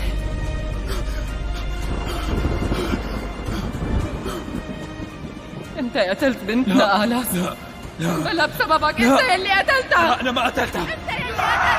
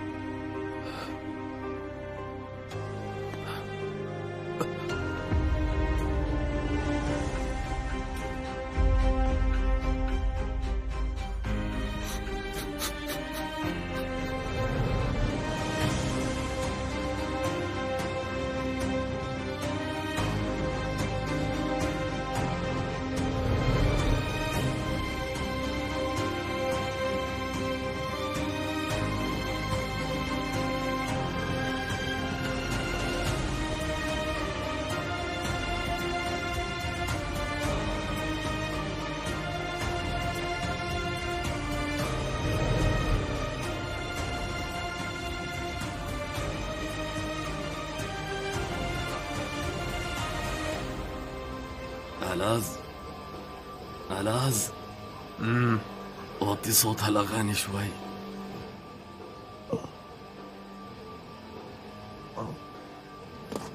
وطي صوت الأغاني. لك مو أنا. بعدين هذا مو ذوقي بالأغاني. شو يعني مو أنت؟ مين بده يكون هاد؟ بعد رجلك بعد رجلك بعد رجلك بسرعة يلا بعد. سلم لي على جارنا قليل الذوق. ولك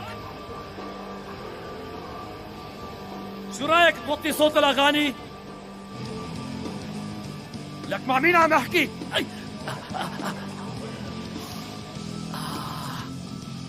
ولك افتح الباب. شو ما عم تسمعني؟ لك ليش ما في حد عم برد؟ لك افتح الباب بقى افتحه. شو مفكر انه هم مزرعة ابوك يعني؟ ماشي انا فرجيك كيف بفتحه بطريقتي. شو عم بيصير؟ مين انت؟ شو بدك؟ انا وقت شفت الجزمة على الباب ايه لهيك فكرتك شب ودقيت على الباب وانت ما فتحتي لي. ايه وشو قررت انك تكسر الباب؟ لا بنوب انا بس كنت. طيب لو سمحتي ممكن توطي صوت هالاغاني شوي لانه صرعتيني من الصبح. خير صرت اكابر وقت شفت اني بنت يعني؟ ايه هذا الناقص هذا الناقص. وشو هو الناقص بقى؟ لك شبك انت مو بعقلك؟ معلي صوت الاغاني كانه لحالك بهذا المكان. لك ليش عم بتعيط؟ انا ما عم عيط ابدا. عم بتعيط. لا يا ستي ما عم عيط. ها إذا بتوطي صوتك بيكون منيح وإلا حتخلي رفقاتك كلهم يجوا. رفقات شو هدول؟ رفقاتك أنت، مو شايف نحن بالغابة والحيوانات كتار. طلعي فيني، أنت هلا عم تتمادي معي بالحكي كتير ماشي؟ بعدين لا تنسي إنه هي الغابة فيها ملك، والأسد ملك الغابة إذا ما بتعرفي. أسد شو شايفنا بأفريقيا؟ مالنا بأفريقيا، بس كمان نحن مالنا بحفلة موسيقية، يعني مو على كيفك تصرعينا بالصوت. ايه شو ايه انت شايفه هالشي طبيعي يعني؟ فيقتينا من صباحية الله، لو فوق واقفة بوشي وقاعدة عم تتفزلكي بكل ثقة، على فكرة لازم تعتذري مني. ايه بتأمر، شو كمان؟ ايه جيت وكنت حتكسر بابي مثل الدب وفوق هيك ناطر مني اعتذار؟ حاج تستفزيني احسن لك. بتعرفي؟ بس لو ما كنتي بنت كنت وقتها وعيب بدي. انت شو عم تحكي؟ شو رح تعمل؟ يلا احكي، كمل حكيك، شو كنت حتعمل لو ما كنت بنت؟ لك روحي من وشي، بلا ما تبليني فيكي من الصبح. يلا لشوف، افترض اني شاب، احكي شو كنت حتعمل، يلا لشوف فرجيني شو بيطلع معك. لك انت مين دافشك علي؟ عيني، انعميت، احترقت عيني. تمام انت شوي، شو صار؟ لك انت شو سويتي؟ بعد ايدك عني، انعميت بسببك، الله لا يوفقك. لك عم قول خليني شوف، ما حكيت شي، بدي ساعدك. تمام والله مو قاتل حالي لألمسك، بس بدي ساعدك. تعالي خلينا نقعد شوي. لك عادي بقى، عادي خلصيني يلا. فهمنا يعني ماني قاتل حالي لألمسك. ألاز يا عيوني ألاز جيب لي تليفوني وتعال. ألاز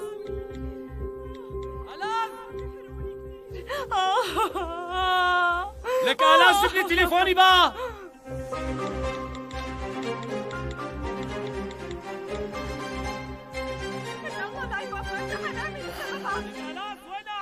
فهمت، ليكني جاي بسرعة.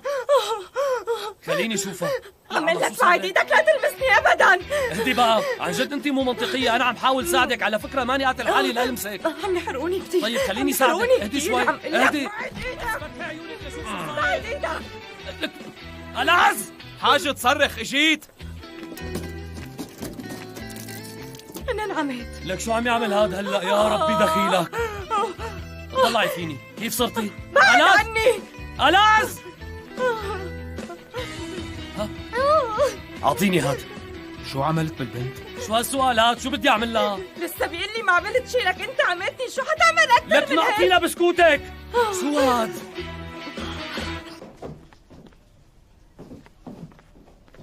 هي جاكيتك. شو هالدلال؟ خلينا نتعود هالعادة. شكرا. وخد، أكيد رح تحتاج هي تكون معك. نسليهان، مو حاسة إنك متسرعة شوي؟ قلن كتير بتحبني العروس وما عاد تصبر أكتر من هيك، وبدها زواج مستعجل. بقلن وبس خلص كل شي رح أعطيكي خبر. نلتقي بالمشفى لك. بالمشفى مستحيل.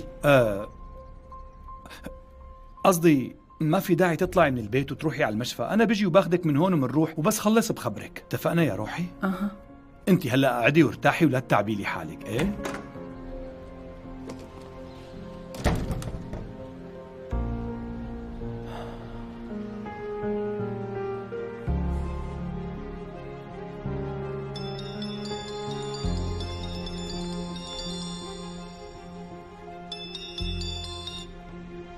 أهلين يا روحي. الو امي كيفك؟ ليكي انا بدي اسالك سؤال على السريع. ايه ابني شو صاير؟ مو صاير شيء ابدا امي، لازم منيح وشاغله منيحه وانا كمان.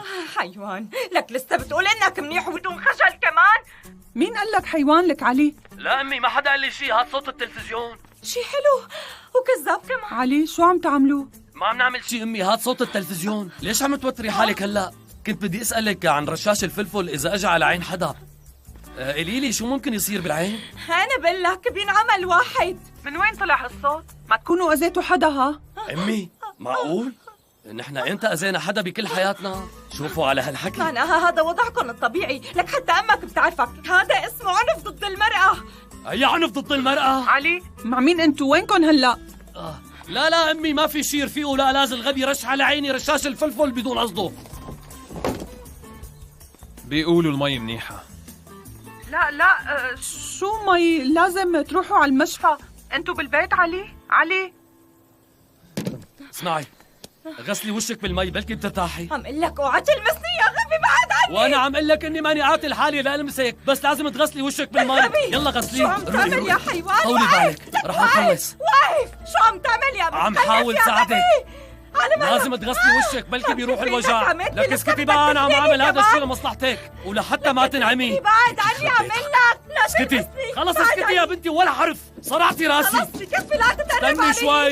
لك شو خلص هي آخر مرة خلص اهدي. لا يا الله دخيلك. عم بتدور على الفاضي، ما فيك تلاقي دقت من رقم سري. ليش ما بتفهم؟ تمام، طلعي فيني. شوفي، خدي هي، خليها معك تمسحي وشك على الطريق. الطريق شو هاد؟ رح اروح على المشفى. تمام؟ اسمعني، أنا ما بخطي معك ولا خطوة انقلع. لك اهدي واسمعي، رح تنعمي ورح توقعي براسي بالاخير. كثير منيح لكن على قليلة ما عاد تشوف ولا وشك. لك انت ما عم تفهمي. انا بيعذبني ضميري.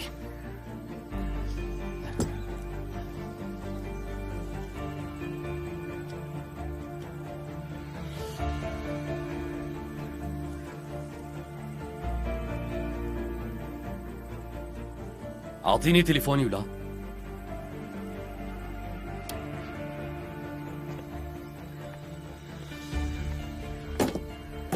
لك مرة واحدة بعمرك بس فكر بأخوك بالأول، ما بيهمك غير حالك.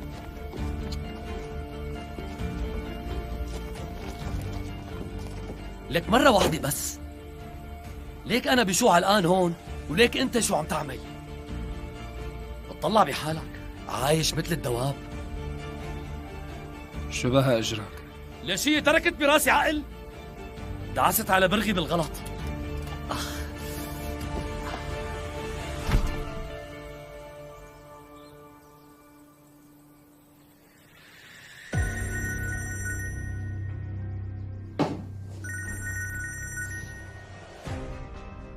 ايه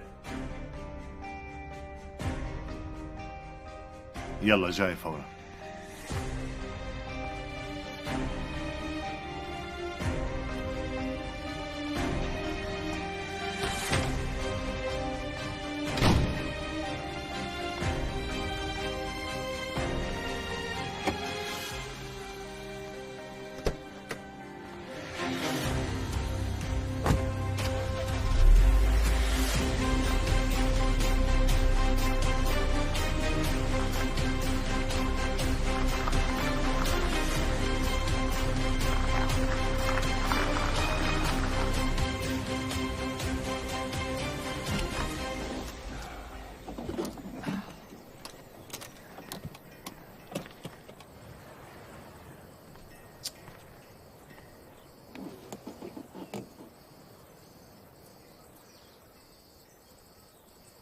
المشاكل عم تجي كلها ورا بعضها ألاز، بس كله من ورا راسك انت، كله منك. جرب تطلع حواليك لمرة، لو مرة واحدة وقفت معي مثل ما أنا بوقف معك كنا رحنا من هون من زمان كتير، بس بسببك انت علقان بالمشاكل هون.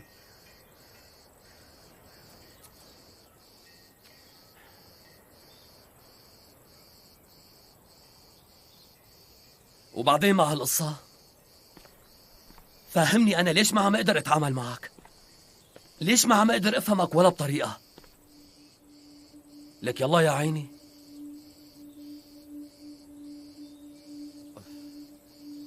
ألاز، شو اللي ممكن يكون فات برجلي؟ معقول يكون البرغي مصدي؟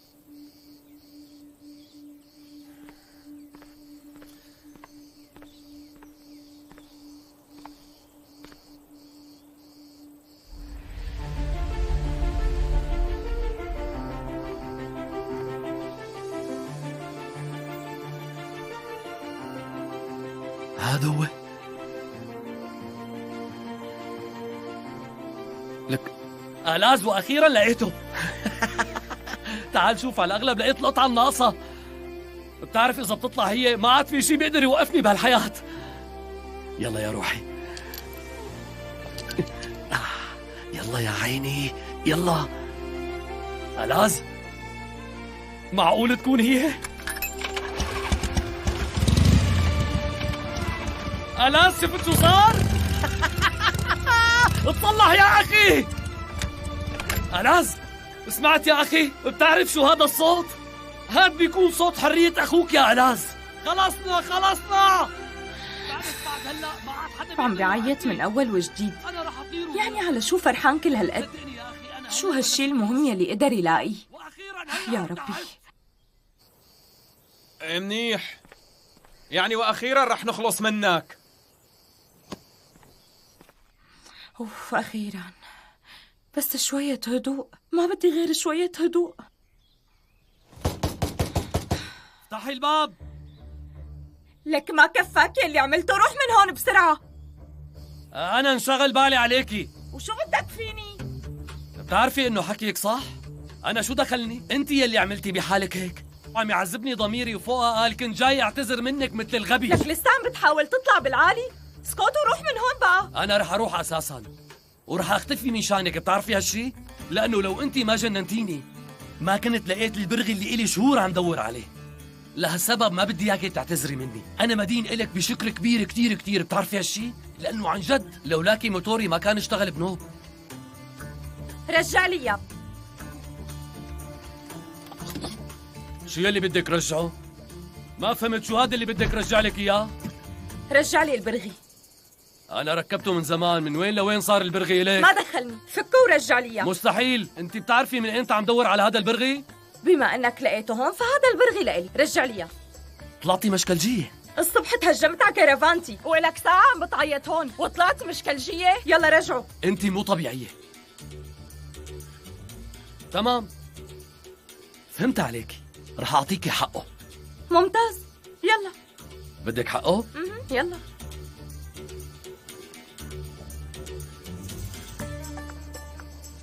أنا الغبي. لو ما قلت لك من وين كنتي رح تعرفي. اجيت وخبرتك مثل الغبي.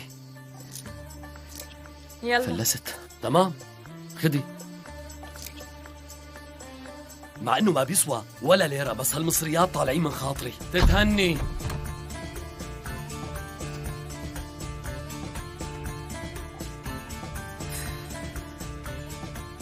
سرحت لي راسي.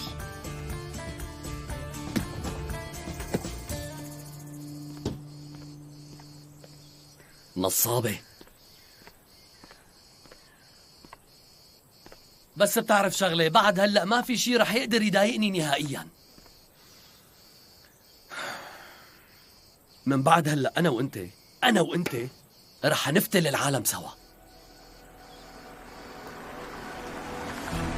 تمام، تفضل. شكرا يا يعطيك خالد. العافية.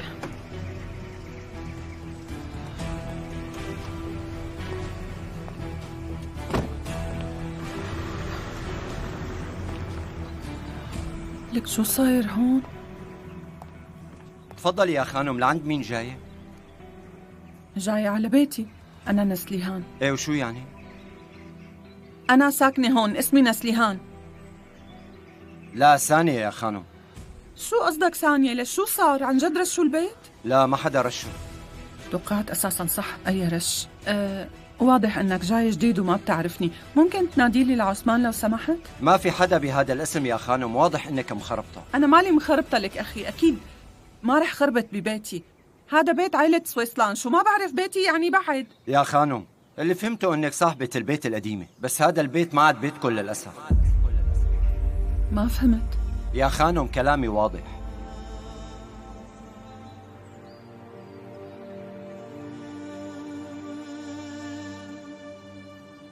باعوه؟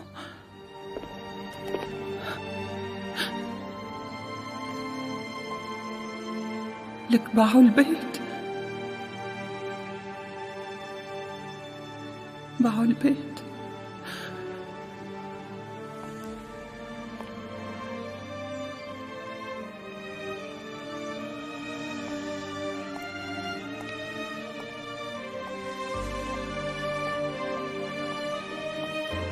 باعوا البيت.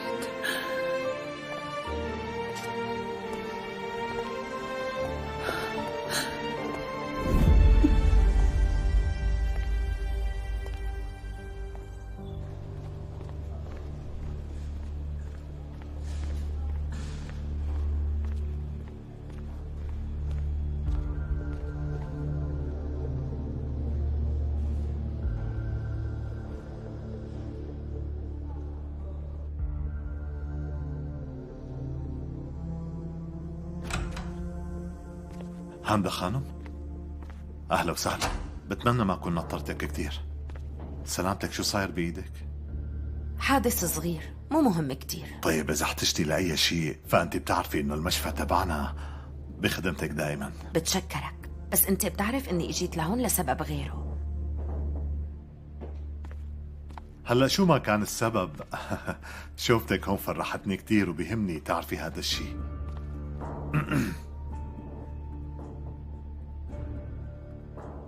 فكرت بعرضك سرحان بيك، فكرت بكل شي بخص تفاصيل الشراكة ومبلغ الدفع، وما ناسبني بنوب. هاندا خانم، حضرتكم خبرتوني بهالشي بكل وضوح وقت جيت لعندكم. لسه ما خلصت حكي.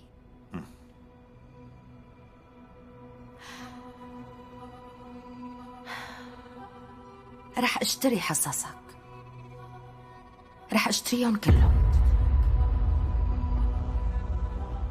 ما فهمت. يعني بدك تشتري الحصص كلها، مو هيك؟ تماما، ومقابل 20 مليون دولار. بس أنا مو مفكر بيع أسهمي كلهم، وحتى لو كنت مفكر فعرضك هاد كتير بيضحك. إذا فكرنا بأسهم المشفى اللي عم تنزل بسرعة بالسنين الأخيرة، فبرأيي هذا عرض رائع، ما هيك؟ معناتها عندك خبر بكل شي، وهالمكان بالميتة بيسوى 30 مليون دولار يا خانم. كان بيسوى، بس هلأ ما بيسوى. غير هيك ما بعتقد إنك لقيت حدا يقبل بالشراكة بالوقت اللي أنا عم أعرض عليك اشتري أسهمك كلهم. برأيي إنه فيك تفكر بالموضوع. اللي عم بتقولي بيحتاج تفكير. تمام، أنا قدمت عرضي، أنت قرر، وإذا غيرت رأيك أنت بتعرف الطريق لعندي. أنا بتشكرك، بس ما فيني أقبل. اجيتي لهون وعذبتي حالك على الفاضي. 50% من الأسهم وإدارة المشفى رح يكونوا بإيدي أنا. ما بقبل غير بهذا الشرط، وهذا آخر كلام عندي.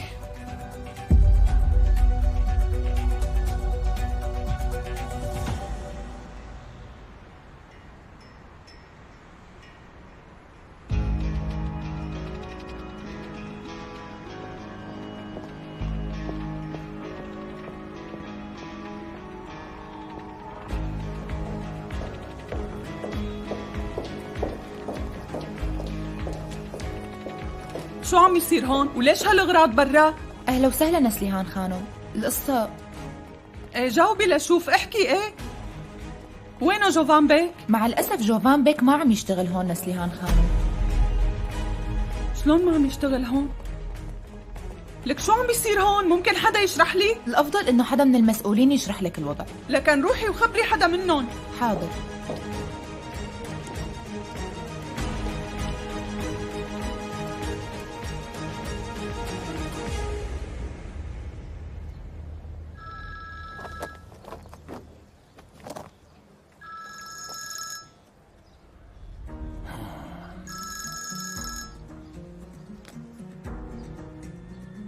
ايه نسليهان؟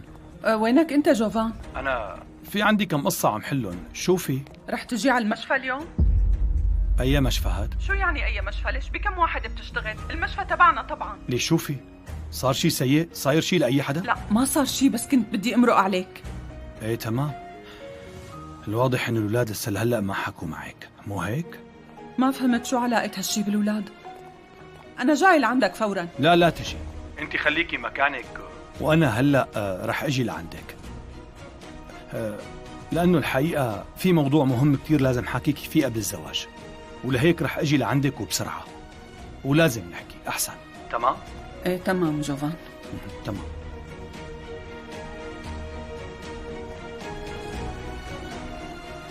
من الأول وهن عم بكذبوا علي، كان قلبي حاسسني، كنت عرفانة والله. يا ربي ثبت علي عقلي، والله رح جن.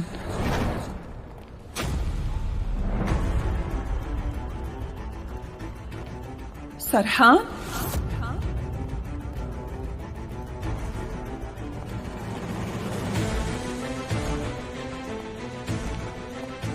انت شو عم تعمل هون؟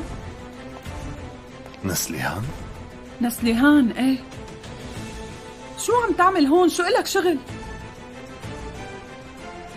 سرحان بيك، الأحسن إني أترككم لحالكم. ايه لا تواخذيني، هي مسألة عائلية وقديمة.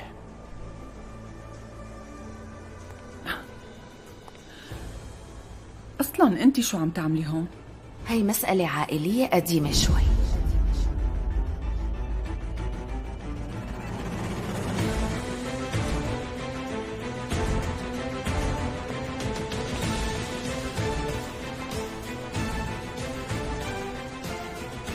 شو عم تساوي؟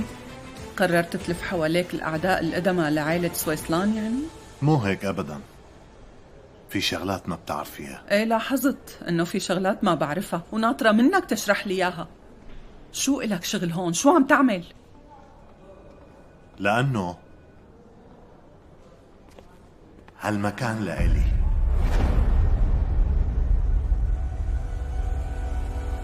ولأنه إلي طبيعي إني أكون هون، بس هالسؤال أنا اللي لازم أسألك إياه. أنت شو إلك شغل هون؟ أنا شو إلي شغل هون؟ لحظة، قلت هالمكان إلك؟ آخ منهم الولاد، معناتها لسه لهلا ما خبروكي. بشو؟ بإنه نقلوا هذا المشفى لاسمي. نقلوا المشفى لاسمك؟ ايه صار إلي وكل شي بتملكوه. ليكي مين رايح؟ عائلة سويسلان باي. مع انه ابوك احتار وين يحط كنيتكن، بس هلا عرفنا نلاقي لها قرنة. بف.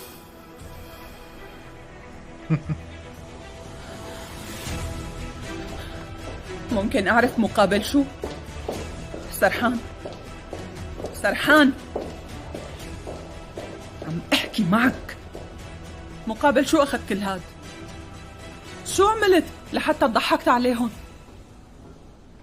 أنا ما عملت أي شيء، أنت عملتي. هذا بدل كل العذاب اللي عيشتيني إياه. كل شيء عشناه كان بسببك. أنت دمرتي لي عائلتي. لو ما جبتي هذا الولد اللي اسمه يمان، عملتي هيك مشان ترجعي لحبك. لو ما استغليتي الفرصة كان ممكن نكون هلأ عائلة سعيدة كتير وولادنا حوالينا.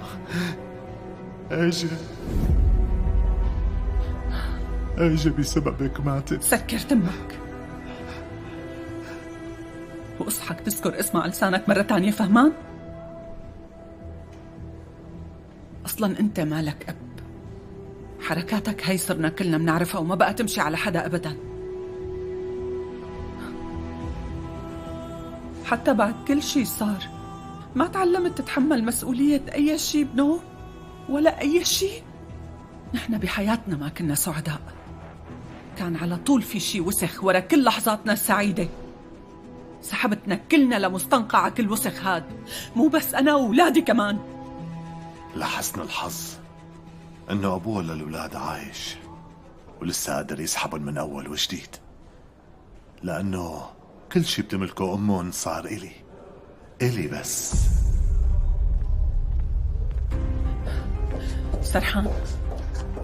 سرحان، هددت الأولاد فيني مو هيك؟ أنت سحبت الشكوى مقابل ينقلوا كل شي لاسمك ما؟ كيف صدقت؟ قديشني غبية، فكرتك ندمت على اللي عملته. قلت أكيد لسه فيك شوية خير لهي العيلة. قلت لحالي بلشت تصير بني آدم. أنت وين والإنسانية وين؟ شو كان لازم أعمل يعني؟ كان بدي غض نظر عن جوفان وابنه اللي بدهم ياخدوا ثروة أولادي كلها قدام عيوني؟ كان لازم أترك أولادي غرقانين وأمشي؟ هالثروة من حق أولادي أنا وبس، ما حدا تاني. هي الثروة من حق أولادي بس. أنا ما فكرت غير بأولادي، وكل شي عملته هو كرمالهم، بالرغم من أنهم لحد هلأ ما فهموني. أنت عم تفكر بولادك؟ لو كنت عم تفكر فيهم كنت لقيت لهم مكان لحتى يضلوا فيه هلأ. ما كنت رحت وبعت بيتهم بمجرد ما استوليت على كل شي. أنت مستحيل تكون أب، ولا بقى تتخبى ورا أولادك لتبرر تصرفاتك. كتير عم تتوجعي، بس ما عم تتقبلي مو؟ مفهوم. بس أنا بنصحك إنك تتعلمي تواجهي الحقيقة وتقبليها. أنت خسرتي نسليها.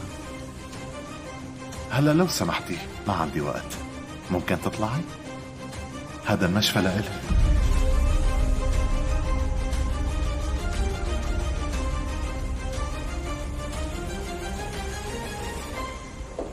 على فكرة أولادك بعمرهم ما بقى رح يحبوك، حتى لو كان بدهم هالشي ما رح يحبوك، لأنه أنت قتلت بنتنا بسمومك يا سرحان. اسكتي. لأنه أنت قتلت أختهم بكل برود، لأنه أنت أب قاتل. لهيك كون متأكد دائما ما في هون إلا خاسر وحيد، وهو أنت يا سرحان بيك. وصوص نسليها، اسكتي. وصوص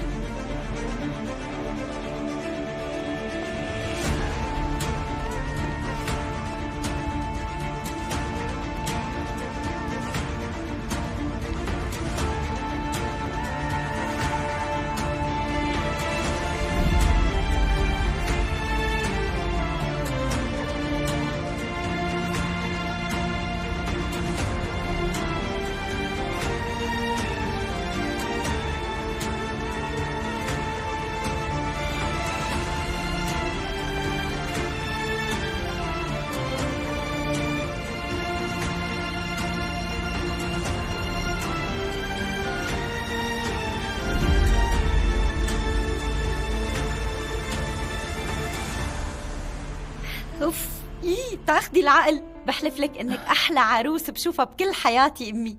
ليكي كيف صار مكياجك، عجبك؟ شكرا كتير، والله طالع حلو حبيبتي. بس كأنه حمرة الخدود قليلة شوي، ما هيك؟ رح زيدها.